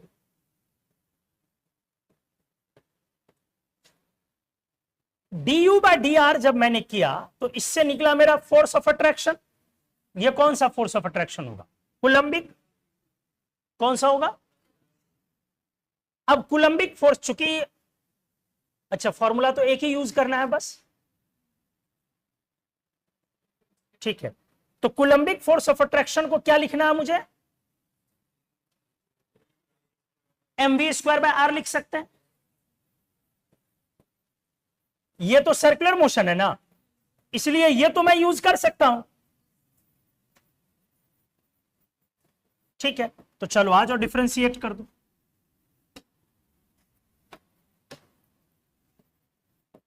क्या आ जाएगा मेरा? du/dr क्या था? -k, यही था ना? तो बोलो क्या आ जाएगा? du/dr fc क्या आ गया? k e²/r⁴ और 3 किधर चला जाएगा? ऊपर ना। बोलो कोई दिक्कत किसी को यहां पर? अरे 1/r⁴ का किया ना, तो x⁴n and x⁴n-1। चलो तो n-1 -3 या -1 -4, ठीक है। अब ये इक्वल इसको किसके कर दिया हमने? mv²/r के। अब मुझे यहां से किसको निकाल लेनी है? r को। तो r अगर मैं निकाल लूं तो मेरा r क्या आ जाएगा? mv²। बोलो। अच्छा r निकालनी है ना, तो r³ ना, r³ आया ना, तो चलो r³ ही लिख लेते हैं। r³ इक्वल्स टू क्या आ गया? 3ke²/mv²। चलो ये इक्वेशन मुझे आ गया, इसको हम जमा करके रख लिए। अब अगेन, अब चलते हैं वापस पिछले वाले पे। तो पिछले वाले पे जाए तो मेरा mvr इक्वल्स टू क्या था? nh/2π। अब मुझे यहीं पर क्या निकालनी है? r नहीं, v ना, v निकालनी है ना। तो पहले क्या निकाल लें? r निकाल लें, r को उसमें पुट कर दें।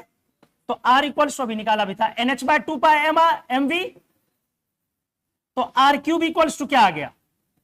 n³ h³ / 8 π³ m³ ना, और v ये आ गया अब दोनों को क्या कर ले, इक्वेट।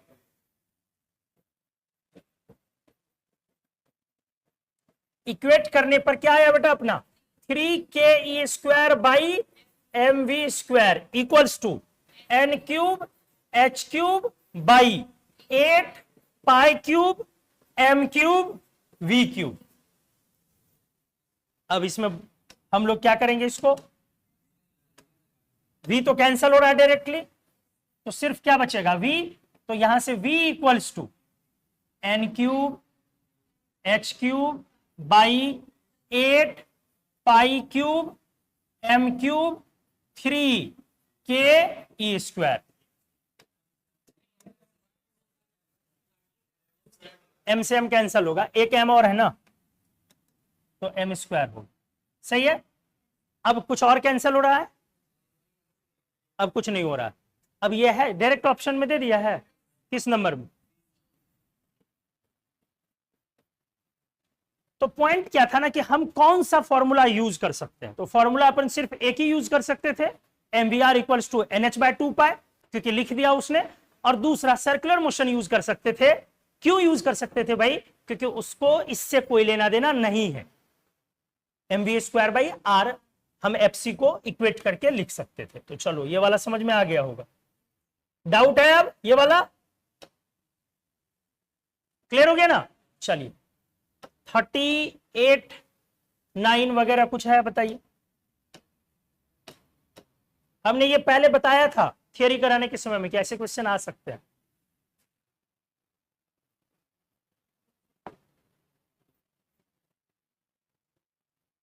बोलो 38, फिर वही सेम सवाल। देखा क्या किया है, small particle of mass m moves in such a way that potential energy equals to -12 mkr²। फिर फंक्शन चेंज हो गया, चेंज हो गया ना। तो फिर से डिफरेंशिएट करने की पॉइंट हो सकता है, लेकिन आगे देखते हैं। Where k is a constant, r is the distance of the particle from origin. Assuming Bohr's model of quantization of angular momentum, r is directly proportional to।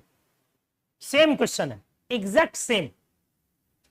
फिर से क्या करना पड़ेगा, डिफरेंशिएट। डिफरेंशिएट करके क्या करनी होगी, हाँ सेम एग्जैक्टली। r को हम लोग लेके इक्वेट कर लेंगे, v के फंक्शन में हमारा v आ जाएगा। इस बार v पूछ रहा है कि क्या पूछ रहा, r, तो इस बार v को इक्वेट करेंगे ना, v निकाल के। तो सेम क्वेश्चन हो गया 38। चलिए इसके बाद 39, एंगुलर वेलोसिटी पूछ रहा है ना, तो v equals to r omega लगाए हो।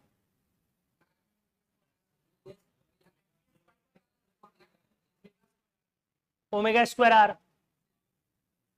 तो क्या दिक्कत क्या है इसमें, ये बन गया ना। कितने लोग से बना 39, समझ में आ गया। जो ज्यादा नहीं उलझना चाहते हो सिंपल देखो ना, v इक्वल्स टू क्या लिखते हो, r ओमेगा लिखते हो ना। तो एंगुलर वेलोसिटी आपसे पूछ रहा है ओमेगा, तो v/r किया आपने। जो ज्यादा नहीं उलझना चाहते हो वो डायरेक्टली कर लो। तो अब किसमें पूछ रहा है, Li2+ का second orbit 39, Li2 plus n equals to 2 में पूछ रहा है। तो z इक्वल्स टू 3 हो गई। तो आप v निकाल लेंगे, r निकाल लेंगे। तो v क्या आ गया मेरा, uz/n, uz/n। तो z की वैल्यू 3 और बाई n 2, और नीचे क्या करना है हमें, r n², n कितनी 4, a² n² a0, अब बाई z कितनी गई, ऊपर गया, आ तो गया छोटू। तो यहां से हमारा u की वैल्यू आप रखेंगे, a0 की वैल्यू रखेंगे। a0 को कन्वर्ट करना पड़ेगा किसमें, ये 2.18 इंटू 10⁶ यूनिट देखो वैल्यू कौन सी है, कितना नंबर है। अच्छा कांस्टेंट में ही पूछ रहा है, तब तो हो गया, बन गया। सारे को कांस्टेंट में कन्वर्ट कर लो, आ गया आंसर। क्या आ रहा 39 का वैसे, डी ना। u का कांस्टेंट निकाल के रख दोगे और a0 की कांस्टेंट। इसीलिए हमने आपको क्या बोला था, a0 और u का कांस्टेंट प्रॉपर्टी याद रखिए। जो हम लोग ध्यान नहीं रखते, हम लोग बेसिक फॉर्मूला याद रखते हैं, उसको ध्यान नहीं रखते, नहीं रखेंगे तो आपको निकालना पड़ जाएगा। नेक्स्ट आ जाओ, 40 डाउट नहीं होनी चाहिए, 41 भी नहीं होनी चाहिए, 2 भी नहीं होनी चाहिए, 3 4 भी नहीं होनी चाहिए। फिर भी है कोई तो बोल लो। 42 de Broglie wavelength of a dash will have the shortest, जब स्पीड 30 सेंटीमीटर पर सेकेंड है तो lambda equals to h by m v. तो ये शॉर्टेस्ट कब होगा? जब मास ज्यादा होगी, क्योंकि स्पीड को क्या कर दिया है? कांस्टेंट। तो मेरा मास किसमें सबसे ज्यादा है? प्लैनेट, इसलिए 42 की आंसर क्या हो जाएगी? B. 43 maximum number, total mass by individual mass. Total mass भी ज्यादा है इलेक्ट्रॉन का और इंडिविजुअल मास भी सबसे कम है इलेक्ट्रॉन की, इसीलिए आंसर क्या हो जाएगा 43 में? ए। 44 आ गया सभी को? नहीं आया? किसका डाउट है 44? हट बोतल की, ये कैसे गलती की? इसमें कुछ है जी?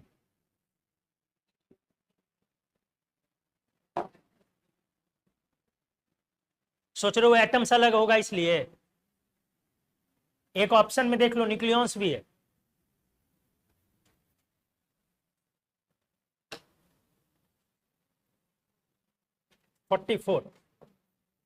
देखो H11 है, O8 16 है और C6 14 है और U 92 238।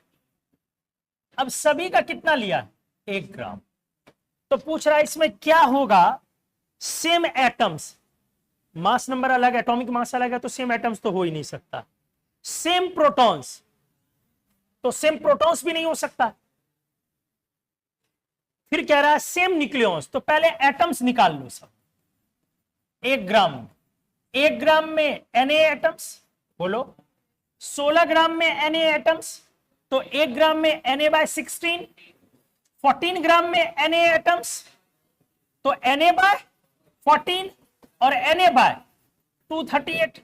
ये इतने एटम्स है ना, प्रोटॉन्स के लिए 1 गुना होगा, प्रोटॉन्स के लिए 8 गुना होगा, तो वो अलग हो जाएगा प्रोटॉन्स। लेकिन न्यूक्लियॉन्स के लिए क्या होगा? न्यूक्लियॉन्स क्या होता है? N+P। तो न्यूक्लियॉन्स में 1 गुना होगा। इस बार कितनी मल्टीप्लाई हो जाएगी? 16। इस बार कितनी मल्टीप्लाई हो जाएगी? समझ में आया जी? क्यों होगा कांस्टेंट? इस बार यहां पे मल्टीप्लाई हो जाएगी 238, इसलिए आंसर क्या हो जाएगा अपना? वो देखने से लगता है बस डी होगा।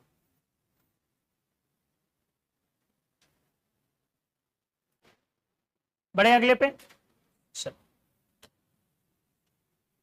45 को छोड़ दीजिए, वैसे डाउट ही होगा मैक्सिमम लोगों का। कितने लोगों से बन गया 45? कोई नहीं बनाया हो? बना लिए? छोड़ दिए 45, अभी छोड़ दिए। 46 पूछा हुआ क्वेश्चन है, फिर भी डाउट है किसी को? इजी है, और इसी तरह के क्वेश्चन आते हैं जो 46 है। 47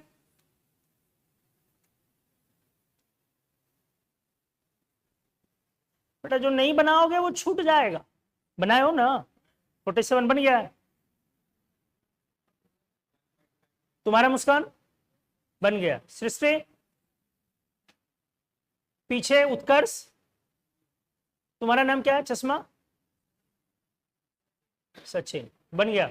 आपका छोटू आ गया ना? पूरा बनाया हो ना? नहीं, यहां तक अटेम्प्ट किया हो ना? ठीक। आदित्य, छोटू कौन वाला? अच्छा, ये वाला पेज नहीं बनाया, ये तो गलत बात है। दोबारा डिस्कशन थोड़ी ना होगा। चलो 46 हो गया, 7 हो गया। देखो 7 में देख लेना ठीक से, जो नहीं बनाया हो जाकर के इस पेज को बना लेना, और डाउट होगा तो क्लास के बाद पूछना, क्लास में तो बताऊंगा नहीं। एक इलेक्ट्रॉन हाइड्रोजन एटम में इस तरह का क्वेश्चन खूब फ्रीक्वेंट आता, खूब फ्रीक्वेंट, बहुत कॉमन है इस तरह का क्वेश्चन। हाइड्रोजन एटम में ग्राउंड स्टेट में, तो ग्राउंड स्टेट में जब है तो इसकी एनर्जी 13.6 है, इतने इलेक्ट्रॉन वोल्ट से ये बंधा हुआ है। अब कह रहा है कि इसने एब्जॉर्ब किया है 1.5 गुना ज्यादा एनर्जी। कितनी एनर्जी दी गई है? 13.6 इंटू 1.5, इतनी इलेक्ट्रॉन वोल्ट। तो हमने क्या पढ़ाया था कि यदि आप मिनिमम उतनी देंगे तो लेके निकल जाएगा। तो अभी ये हाइड्रोजन एटम है, तो इसमें से वो जब 1.5 गुना आप दोगे तो 13.6 लेके निकल के वो क्या बन लेगा? H+, और बाहर इलेक्ट्रॉन फ्री हो गया। अब जो ये इलेक्ट्रॉन फ्री हुआ है, हमने क्या बोला था? अभी उसकी काइनेटिक एनर्जी 0 होगी, लेकिन इसके पास काइनेटिक एनर्जी होगी कि नहीं होगी? होगी। इसकी पोटेंशियल 0 है क्योंकि फ्री हो चुका है। काइनेटिक एनर्जी कितनी होगी? 1.5 गुना में वो 13.6 निकल गया, तो कितना बच गया? 13.6 इंटू 0.5, इतनी इलेक्ट्रॉन वोल्ट इसके पास एनर्जी होगी। कौन सी एनर्जी होगी? काइनेटिक। तो अब इस काइनेटिक एनर्जी को आप किसके कर देंगे? Half mv²। तो मेरा क्या हो जाएगा? v equals to square root of 2ev/m। बन गया ना? हो गया ना? मतलब सीधा समझो, हाफ mv² को हमने इक्वल कर दिया 13.6 इंटू किसके? 0.5। लेकिन यूनिट को ध्यान से रखना है क्योंकि अभी वो किस में है? इलेक्ट्रॉन वोल्ट में है। आप v निकालने जाएंगे तो पहले क्या करना पड़ेगा? इलेक्ट्रॉन के चार्ज से मल्टीप्लाई करके जूल में। यूनिट गया तो एक ऑप्शन तैयार रहेगा। तो इस तरह का क्वेश्चन खूब पूछता है कि हमारी स्पीड यहां से क्या हो जाएगी। क्या आंसर आया 47 का? नहीं, ABCD बोलो ना। ए। अब जरा गौर कीजिए, सोचिए। अगर ध्यान से सुनिए, क्या है सोचने लायक यहां पर। अगर मेरा इलेक्ट्रॉन हाइड्रोजन एटम में था, सुन रहे हो जी, उस समय में इसकी स्पीड क्या थी? 2.18 इंटू 10⁻⁶ मीटर पर सेकेंड। क्लियर है? बोलो। जितनी एनर्जी थी उससे ज्यादा एनर्जी एब्जॉर्ब किया है या उससे कम? फ्री वाला जो है, फ्री के पास उससे ज्यादा एनर्जी है कि कम? कम। ज्यादा है कि कम? कम। और वो टोटल एनर्जी उसकी, काइनेटिक एनर्जी उसकी जो टोटल भी। तो अब आपने गौर किया कि जब इसने इलेक्ट्रॉन के पास 0.5 इंटू 13.6 बचा, तो इस समय में इसकी स्पीड कितनी आ गई? क्या आंसर आया है? ए ना? 1.5 इंटू, आप गौर किए, 10⁻⁶ मीटर पर सेकेंड के ही ऑर्डर में आए। ये समझने लायक बात। लेकिन स्पीड उससे कम आएगी। क्लियर है? यही समझाना चाह रहे थे। चलो अगला मल्टीपल में आ जाओ। 48 में डाउट नहीं होगा? 49 में है? चलिए पढ़ते। An electron near the nucleus is attracted by the nucleus and has a low potential energy। सही है? एक इलेक्ट्रॉन जो न्यूक्लियस के पास है वो न्यूक्लियस के द्वारा अट्रैक्ट होगा और उसकी पोटेंशियल एनर्जी लो होगी, क्योंकि काइनेटिक और पोटेंशियल दोनों आगे की तरफ, पोटेंशियल और टोटल दोनों आगे की तरफ बढ़ती है। बी में, according to Bohr's theory an electron continuously radiate energy if stayed in one orbit. गलत। एनर्जी तो ना एब्जॉर्ब करेगा ना रेडिएट करेगा। Bohr's model could not explain the spectra of multiple. सही है? Multi electron. बोर मॉडल सिर्फ किस पर क्यों अप्लाइड है? सिंगल पे। उस समय में फोर्स यूनिफॉर्म नहीं होगा अगर मल्टी इलेक्ट्रॉन सिस्टम लिया। Bohr's model was the first atomic model based on quantization of energy. सही है? हमने क्या बोला था? सिर्फ एंगुलर मोमेंटम क्वांटाइज नहीं है, जो भी एन के फंक्शन में है वो सब क्वांटाइज्ड है। डिस्क्रीट नहीं है सब। डिस्क्रीट कौन है? Angular momentum. लेकिन क्वांटाइज्ड कौन है? सारा जो एन के फंक्शन में, टाइम पीरियड भी, फ्रीक्वेंसी भी, एक्सेलरेशन भी, एनर्जी भी, स्पीड भी, रेडियस भी, एंगुलर मोमेंटम। हो गया। क्वेश्चन नंबर 50 डाउट नहीं होगा? 51 डाउट नहीं होगा? 51 डाउट है? 52 डाउट नहीं होगा? इधर डाउट होने वाला लायक है ही नहीं, ये सब इजी क्वेश्चंस।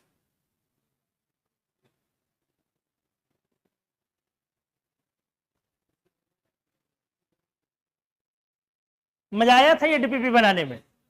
हाँ, अब इसकी टेस्टिंग शुरू हो जाएगी। क्या स्टार्ट हो जाएगी? टेस्टिंग कब से? अगली क्लास से। अब आगे की एटॉमिक स्ट्रक्चर में 3-4 क्लास क्या होने वाला आपका, 15-20 मिनट का टेस्ट होगा लगभग डेली। किसी किसी दिन ही नहीं लिए तो नहीं लिए, समझ गए?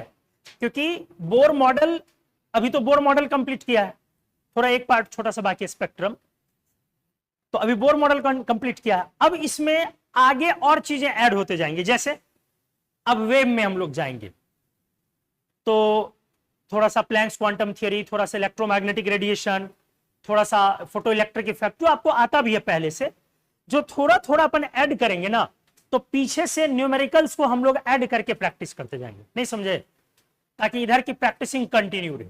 तो ज्यादा देर के लिए नहीं, 15 से 20 मिनट के लिए 4 से 5 क्वेश्चन या 6-7 क्वेश्चन हर दिन अब आपके सामने आएगा, 15-20 मिनट के लिए अगली क्लास। ठीक है, तो यहीं पे आज छोड़ते हैं हम लोग। Thank you.